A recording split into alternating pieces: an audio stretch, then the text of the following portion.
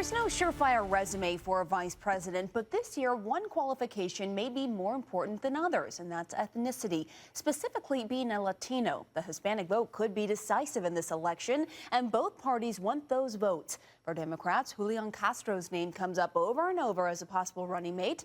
CNN's Tanzina Vega asked him about it. You're rumored to be Hillary's VP pick. Do you feel like a lot of that focus is mostly on demographics or on policy? Number one, I've said over and over, I don't believe that that's going to happen. So I'll let the speculation, belong to other folks. I've been proud to support Secretary Clinton, but I'm just going to keep doing what I'm doing and making sure that I do a good job at HUD.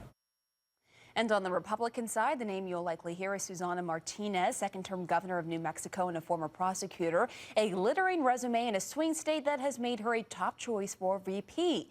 Tanzina Vega joins me now for more on this. And Tanzina, do you really think Latinos, people like Julian Castro, will vote for people for a president just because their running mate is Hispanic like Julian Castro? I think we have to give Latinos a lot more credit than the fact that we're assuming they're going to vote just on demographic lines, right? Julian Castro's story, his personal story, is one that I think resonates with a lot of Latinos, specifically Mexican Americans. He has Texas roots. His grandmother was an immigrant from Mexico who came into the United States looking for a better life. His mother was a very well-known social activist in San Antonio. He himself was the mayor of San Antonio. And then in terms of policy, he's been pretty progressive recently on a lot of these issues. He's put forth new recommendations and guidelines for people with criminal records who are looking for housing, who've usually had a tough time in the past. And on top of that, he's made homelessness a top item in his agenda, and also been pretty progressive when it comes to LGBT rights. So I think, when you look broadly at the issue, there are lots of reasons for people to have an interest in Julian beyond specifically his demographics. But I do think that's an important point. And let's look at this tweet that has so many people talking about and really lit up social media. This tweet from Donald Trump out Thursday saying, "Happy Cinco de Mayo.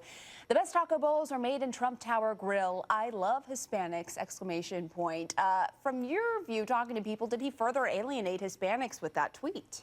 This tweet fell very flat with the Latino community. This was something that at best was considered pandering and at worst was considered insulting to a lot of people in the Latino community. The fact of the matter is people have not forgotten, for the most part, a lot of the rhetoric that Donald Trump started his campaign with, which included calling Mexican immigrants rapists and murderers. And so eating a taco bowl is not going to change that, unfortunately.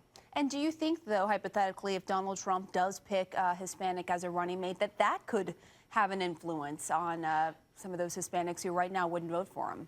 No, the majority of Latinos in the United States are Democrats, first of all. So really, we saw this with Marco Rubio and Ted Cruz. Neither one of those candidates really were able to galvanize the Latino vote. And they were, candidates who were running for president of the United States. So I don't think, it really makes a difference as much for the Latino Republicans, which they do exist. I mean, there are Republicans who are Latino, but that's really not your core vote and core constituency. And I don't think you're going to see a lot of Latino Republican candidates, whether it's a VP pick for Donald Trump or even the two that we saw just running for president, who really use identity politics as a way to connect with the Latino vote.